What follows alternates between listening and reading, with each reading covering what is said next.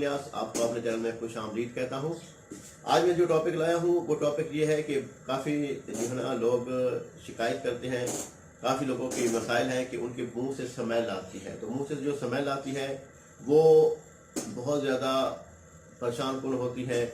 जो बंदा किसी के साथ बैठा है तो वो किसी बात कर रहा है तो उसके मुंह से स्मेल आती है तो वो बंदा आगे से परेशान होता है। जो बंदा सूंघ रहा होता है या जिसको महसूस हो रही होती है तो वो उसके लिए बहुत अजीब सा होता है, ठीक है।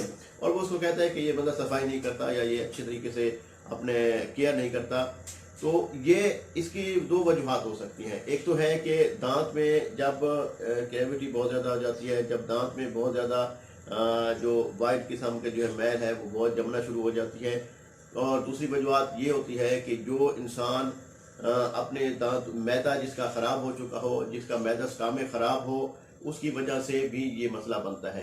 स्टामे की वजह से तो ज़्यादा मसला बनता है क्योंकि तजाबियत हो जाती है। तजाबियत की वजह से बाज़ औक़ात मैदा खाली होता है तो फिर वो जो है ना स्मेल पैदा करता है। स्मेल पैदा करता है, मैदा ख़राब होने की वजह से मुंह से बदबू आती है तो अगले बंदे के लिए बहुत ज़्यादा इरिटेट होती है, बहुत ज़्यादा नुकसानदेह होती है, बहुत ज़्यादा एक परेशानी का सामना करना पड़ता है।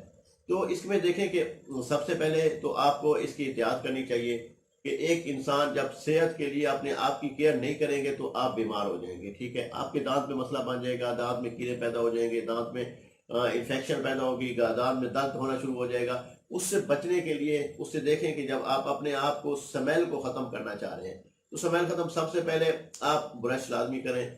सुबह उठ के लाजमी ब्रश करें या रात को सोते वक्त लाजमी ब्रश करें, ठीक है। 1 मिनट लाजमी ब्रश करें, ठीक है।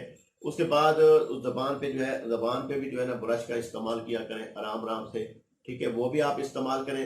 और रात को जब सो जाए तो सुबह उठ के कोशिश किया करें, सुबह उठ के जब नमाज के लिए उठते हैं वुज़ू बनाएंगे, वुज़ू बनाने के बाद तो जहाँ वुज़ू से पहले जो है ना आप ब्रश करेंगे, ब्रश अच्छे तरीके से ब्रश करें 1 मिनट, ठीक है। ब्रश करने के बाद वुज़ू करें, फिर नमाज पढ़ें, अपने कामों में लग जाएं। तो जो मैदा खराब होता है ये तो एक तरह से आपकी सफाई हो जाएगी दांतों में, तो स्मेल खत्म हो जाती है।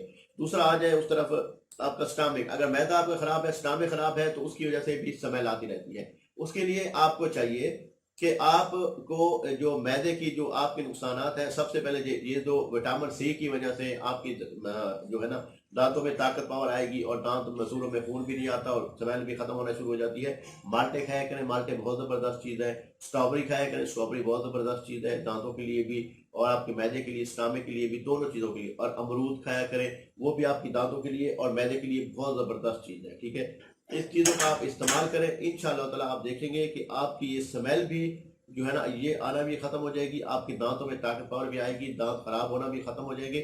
तो कहने का मतलब ये है कि जो स्मेल आती है वो बहुत ज़्यादा नुकसानदेह होती है।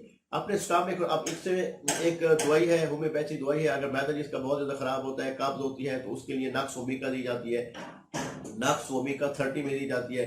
और दांतों पे खास तौर पे जो दांतों के लिए होती है वो स्टाफी सगीरिया मदर टिंचर में क्यों में वो ली जाती है, वो इसके लिए बहुत ज़बरदस्त होती है। तो ये जो चीज़ें आप इस्तेमाल करेंगे तो इंशाअल्लाह ताला आपके दांतों का मसला बिल्कुल ठीक हो जाएगा। और कोशिश किया करें अपने ब्रश लाजमी करें और अपनी सेहत का ख्याल लाजमी रखें।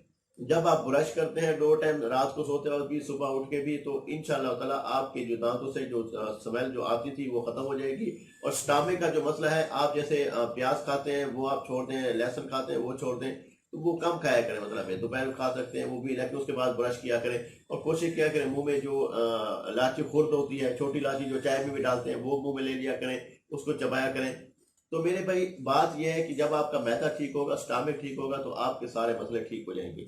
तो कोशिश किया करें, अपना ख्याल रखिएगा। ये बहुत सारे पेशेंट मुझसे सवाल कर रहे थे, मैंने कहा इसकी वीडियो बना लूँ। आप लोगों को जो बंदा इसका इस्तेमाल करेगा उसको फायदा होगा। अगली वीडियो तक इजाज़त दीजिएगा। अल्लाह ने के बाद अस्सलाम वालेकुम व रहमतुल्लाहि व बरकातहू।